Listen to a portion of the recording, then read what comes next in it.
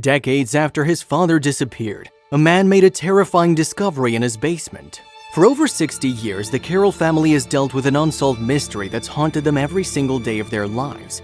One of loss, heartache, and possible tragedy. It would be the year 1961 when George Carroll, loving father and husband, would vanish without a trace. For decades, his family wondered what could have possibly happened to him, his 4 children hoping and wishing he'd one day walk back through the door like it was all a horrible nightmare. It would be 60 years later that his youngest son, Mike, would make a shocking discovery in the basement of his old family home, one that would finally solve the mystery of his father's disappearance. George Carroll was born in 1934 and from a young age always knew he wanted to join the military. Not the best student in his family and with a desire to fight for his country, he enlisted after graduating from high school. Of course, he never could have imagined that he would wind up fighting in the Korean War from 1950 to 53. Thankfully, he made it through the war unscathed. Once his time in the army was complete, George settled down in the community of Lake Grove in Long Island, New York. He lived in a cute little home on Olive Street, enjoying a quiet life and starting a family of his own. Life was good and picturesque. At this time, George had a wife named Dorothy and 4 children: Patricia, John, Steve, and the youngest, Mike. In 1961, the children were all still pretty young, between the ages of 9 and 1, and unfortunately their lives were all about to be impacted in a way they never expected. It would be the fall of 1961 when the Carroll household would be completely turned upside down. One day, George simply vanished from the family home and never returned. The children were devastated and left wondering why their father would have left them. George's disappearance rocked the close-knit family and community. So many questions were left unanswered. Why would George abandon his family? Also, if you have not done so already, please subscribe to our channel and click that notification bell to get inspired by these real-life stories every day. Now, back to the story. No one reported any accidents in the area and the hospitals didn't report any unidentified men brought in. What truly happened to him? After the disappearance, the children remembered their mother telling them that George had left the house to buy cigarettes and never came back. However, it seemed George had left his wallet in the house, which made the story suspect. Why would he go to buy cigarettes and leave his wallet? According to George's son Steve, who was only 8 at the time, he never really bought his mother's story. He always thought it was weird how quickly Dorothy brushed off his disappearance, nor seemed too concerned. Plus, his dad leaving his wallet behind wasn't like him at all. Despite the children questioning their mother's story, according to the youngest son Mike, she always dodged any questions about their father. In an interview with the New York Post, he revealed that she'd always tell the children to stop asking, so eventually they kept their mouths shut. With so much mystery surrounding George's disappearance, rumors began to swirl around the family. Some relatives believed that George had decided to flee to Korea where he'd fought in the war. It was rumored he may have had a long-distance Korean lover he chose over his family, but there was also a darker theory. Some people in hushed conversations discussed the possibility that George was dead and buried underneath the house. Around the time of his disappearance, the family was building a basement addition to the property, the perfect place to hide a body. Deepening the mystery of George's disappearance was the alleged information that Dorothy never filed a missing persons report. Therefore, the entire incident was swept under the rug and never hit the radar of the local police. Why would his wife not report his disappearance? Could she have been involved in some way?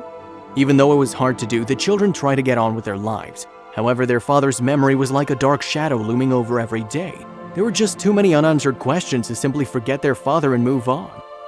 Shortly after George's disappearance, Dorothy moved a new man into the house named Richard Doris. The two had a whirlwind romance and married quickly, much to the shock of their children. However, the marriage was not a match made in heaven and would eventually fall completely apart. While the children were hoping to regain some stability in their lives, their mother's rocky marriage ensured that wouldn't happen. After 2 decades of fights and abuse, Dorothy divorced her second husband in 1983. According to Mike, his mother believed that Richard had been having an affair, which is why she kicked him out. After the divorce, Dorothy moved to New Mexico to start over.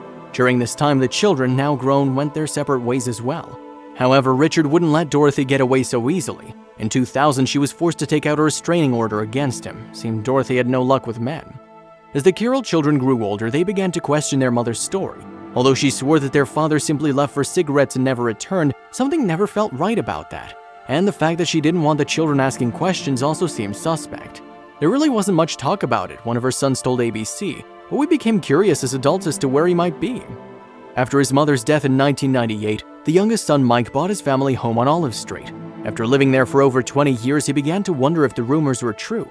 Could his father really be buried underneath the house? It was a chilling thought to say the least. According to Mike, the rumors swirling around his father's disappearance had always been in the back of his mind.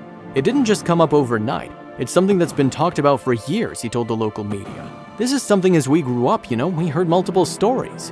Tired of wondering, Mike finally decided he'd search for answers himself and began to excavate the basement. Unfortunately, he was forced to abandon the project because he realized he was digging in the wrong place. I got to the point where it became dangerous because I was afraid my house was going to cave in, so I'd stop digging, Mike told News 12. Despite the setback, Mike had no plans to give up his quest for the truth. There was no way that he'd continue on with his life not knowing what happened to his father. Somehow he'd get to the bottom of the situation. Mike and his family began to dig in other areas of the basement, working hard to remove the heavy layers of concrete. The family hired building contractors to ensure they were doing things safely and well. One expert that Mike hired knew how to work a radar that could penetrate the ground using electromagnetic radiation. This would create a scan of the subsurface structures. During this scan, the radar picked up a mysterious mass about 6 feet down. At the encouragement of his sisters, Mike turned to a psychic for answers. The family hoped they might get a sign from the supernatural that could confirm their father had murdered or that his spirit was still lingering in the home. The psychic revealed they had a gut feeling that something horrible had happened, although they didn't communicate directly with George. According to Mike, he'd been seeing spirits in his childhood home from a very young age. Even his friend who had been visiting had an encounter with a spirit in the home. My friend came from Georgia and he said, "Mike, I came out of your bathroom and I saw a guy standing there, like, a shadow of a man standing and walking down the stairs." Mike decided to continue to reach out to paranormal experts in an attempt to locate his father's body. One psychic arrived at the basement and pointed to a spot in the floor, revealing they felt a significant swell of energy. Sadly, Mike suffered a stroke during this time and his sons had to continue the investigation. "I told my kids, guys, come on over here and help me out. You've been watching me do this, you get in here," Mike explained. "I think they felt bad for me because they knew this was important to me." After months of searching and digging, Mike's two sons decided to excavate the area the psychic pointed out. It was there they found what looked like human remains. Mike immediately notified the police, who arrived the next day to examine the bones. The remains would have to be sent out for DNA testing to confirm whether or not they belonged to George Carroll. Weeks later, the Suffolk County Police were able to confirm the skeleton did belong to George. The DNA was extremely well preserved within the skeletal remains, even after almost 60 years. Finally, after decades of uncertainty, the mystery had been solved. Despite tearing up his basement, Mike is happy to finally know what happened to his father, even though the details surrounding his death are still shrouded in mystery. "I took a chance. I could have done this whole thing and found nothing, and then I would have had a whole messed up basement. But I'm finally glad we found what we found. It puts my family at ease. We hope Mike and his siblings can finally find some peace." If you like the video, please give it a thumbs up and consider sharing it with someone who may find it interesting too. Thanks again, and we'll see you in the next one.